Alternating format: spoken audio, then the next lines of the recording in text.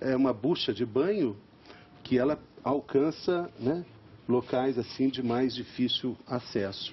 Então, várias opções, sugestões de uso prático, de coisas que acabam ficando difíceis para quem tem esse problema, que atinge, como a gente já disse, não só os mais idosos. Os jovens também sofrem com esse problema, como mostra para a gente agora o Renato Biasi. De novo, vamos lá, Biasi.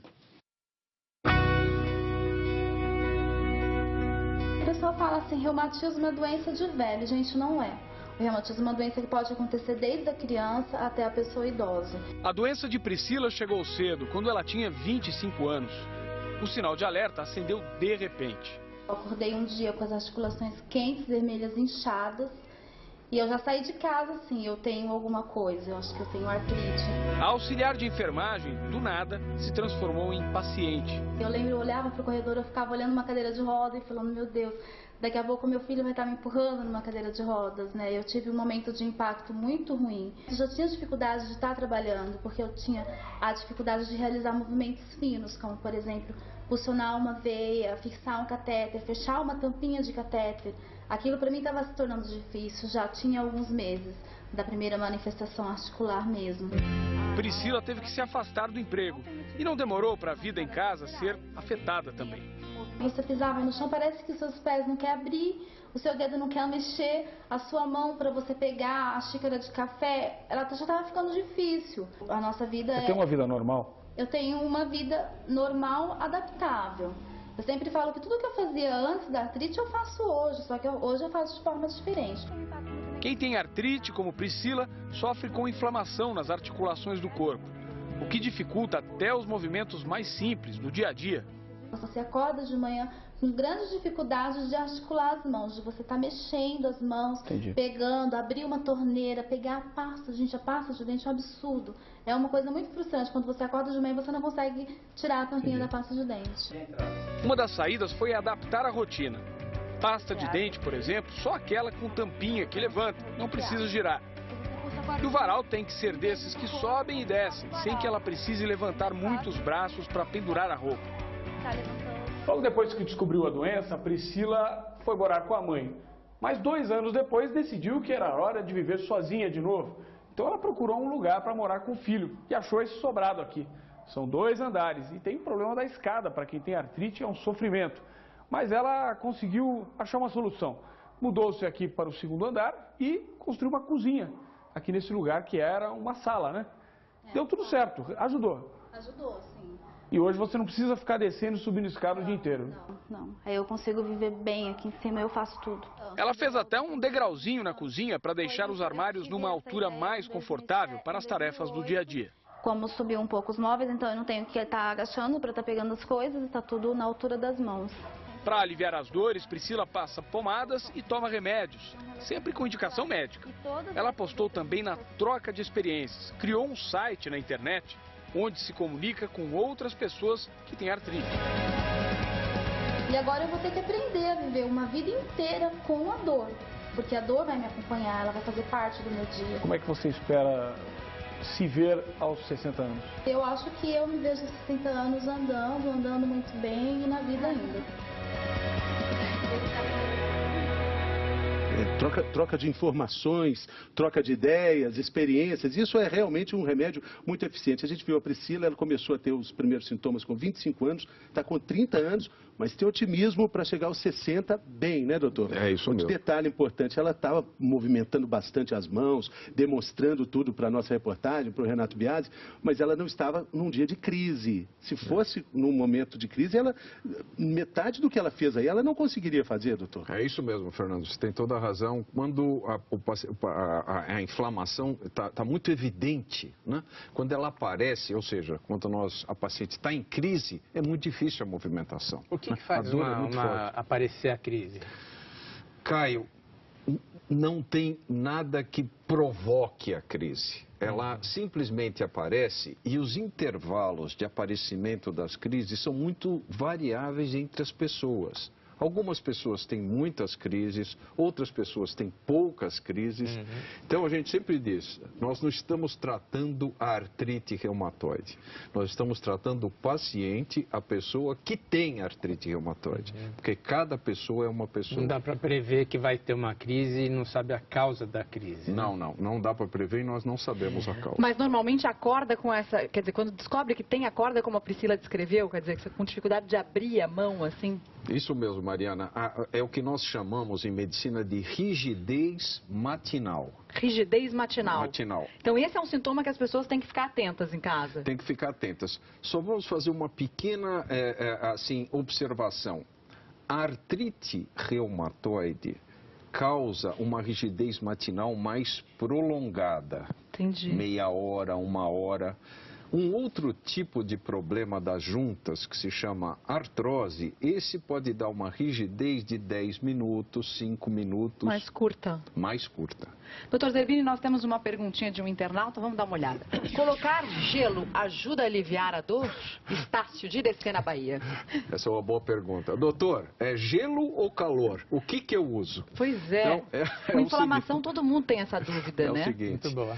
Quando você tem um trauma, quando você bate, quando você tem um acidente, o gelo é muito bom nesse momento para não inchar, né? Para não ter aquele ficar grande, fazer o que nós chamamos de medicina de edema, né? Outra coisa que o gelo ajuda é quando a junta está muito quente, por exemplo, um joelho muito quente. Então a gente põe um gelinho lá, uma bolsinha de gelo, não diretamente, em cima de uma toalhinha, 10 minutinhos, né? Agora, o gelo não ajuda assim a tratar a artrite reumatoide, né? Ele ajuda num determinado momento, né? É uma pequena ajuda num momento, por exemplo, que está muito quente uma articulação, muito dolorida. Vamos entender, então, o que acontece nas nossas articulações quando a gente tem artrite. Doutor Zerbini, queria convidá-lo aqui, por favor, para a gente fazer o nosso tradicional mergulho pelo corpo humano. Vamos lá, então. Vamos dar uma olhadinha nas nossas articulações e falar um pouquinho sobre as causas da artrite, né? Que podem ser genéticas, ou seja, se meu pai, se minha mãe tem artrite, provavelmente eu vou ter também, certo? Não é bem uma fatalidade, mas... Ajuda. Ajuda, assim. Existem realmente fatores da família. E também pode ser provocada por vírus e bactérias, que daqui a pouquinho o Dr. Caio vai falar mais sobre isso. Então vamos lá, olha lá nossa articulação mais de pertinho, vamos pegar aqui a articulação do punho. O que acontece? Há um desequilíbrio no nosso sistema de defesa, doutor Zerbini? Muito bem, Mariana, é isso mesmo. O nosso sistema de defesa, que é feito para nos defender de vírus, bactérias, de tudo que tenta penetrar no nosso organismo, que não é nosso, esse sistema imunológico, esse sistema de defesa sofre um pequeno desequilíbrio, uma pequena alteração. Então, ele começa a atacar nosso próprio organismo. Mesmo que não tenha nenhum vírus ou nenhuma bactéria entrando em contato comigo. Mesmo que não tenha nenhum vírus, nenhuma bactéria. E aí ele produz os chamados anticorpos que vão ali para a articulação, é isso? Vão para a articulação e causam uma inflamação na articulação. Nosso sistema de defesa. Ou seja, vamos para a próxima tela aqui, porque daí o que acontece é que aumenta a quantidade de irrigação. Quer dizer, a irrigação aumenta a quantidade de sangue nessa região. Perfeito. Nesse sangue há o que a gente chama de plasma, que é a parte líquida do sangue. É a parte líquida onde do ficam sangue. as nossas células de defesa, os glóbulos brancos. Os glóbulos brancos. E aí, isso é que provoca o inchaço. O que provoca o inchaço é que os glóbulos brancos, no processo inflamatório, liberam, né, muitas substâncias. Essas substâncias fazem os vasos ficarem maiores, mais permeáveis. E daí o plasma, que você falou muito bem que faz parte do sangue, sai pela parede do vaso e começa a inchar, né, toda a junta. Né? A junta fica inchada. O plasma que estava dentro do vaso passa para o espaço da junta. A junta fica inchada e causa o que nós acabamos de conversar, que é a rigidez matinal. Vírus e bactérias também provocam artrite e o Dr. Caio, infectologista, é assunto para ele. Vamos ver aqui nesse telão aqui, doutor? Então, que tipo de vírus e que tipo de bactéria pode provocar, doutor? Vamos ver aqui no telão. Eu acho que é importante também falar o seguinte, que não é, as artrites, elas são causadas por um problema imunológico que pode ter uma origem genética, mas também existem outras artrites que não são apenas infecciosas. Por exemplo, a artrite gotosa. Uma pessoa que tem gota, ela pode ter artrite. Um outro tipo seria a artrite psoríase. Pessoas que têm psoríase podem ter uma artrite psoriática. E, finalmente, as artrites infecciosas, que geralmente são causadas por vírus e bactérias. Algumas artrites causadas por vírus têm esse mecanismo que o Dr. Zerbini falou, que é imunoalérgico. Quando o vírus está dentro da articulação ou a bactéria está dentro da circulação, então é chamada uma artrite infecciosa, não à distância, não reacional, não imunoalérgica. Então, o vírus ou a bactéria entram na articulação, por exemplo, se você bater o joelho, se você colocar uma prótese de joelho, essa prótese pode infectar. Se você bater o joelho e ter uma porta de entrada para a bactéria na pele, ela pode ir caminhando e introduzir-se dentro da articulação, e até mesmo a gonorreia. A gonorreia é a causa principal de artrite infecciosa.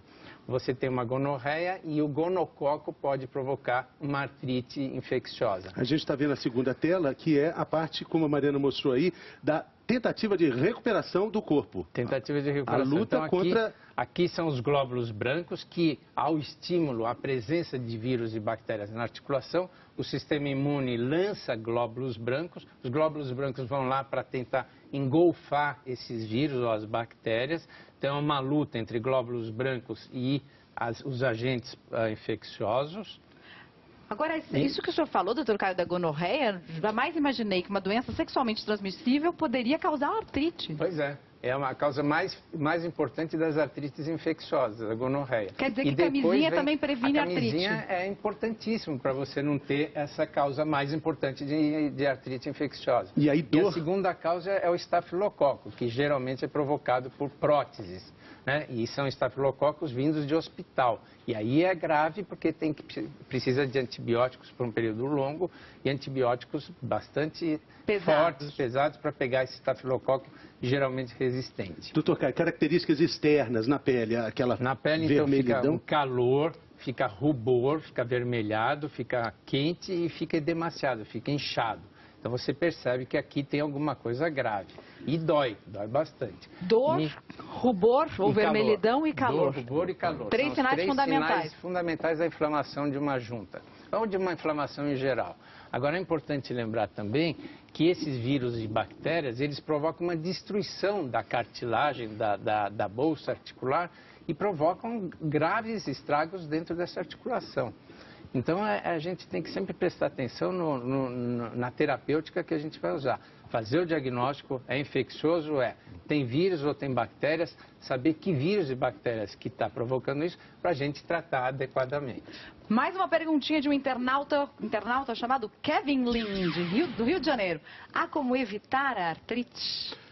Não, não há. Infelizmente não há como prevenir a artrite, a não ser que seja a artrite que o Caio citou agora, que é a artrite infecciosa. Né? Daí ele citou a gonorreia, citou infecções em prótese. Essas podem ser evitadas, mas a artrite reumatoide, aquela que nós comentamos... De causa genética. Essa nós não conseguimos evitar.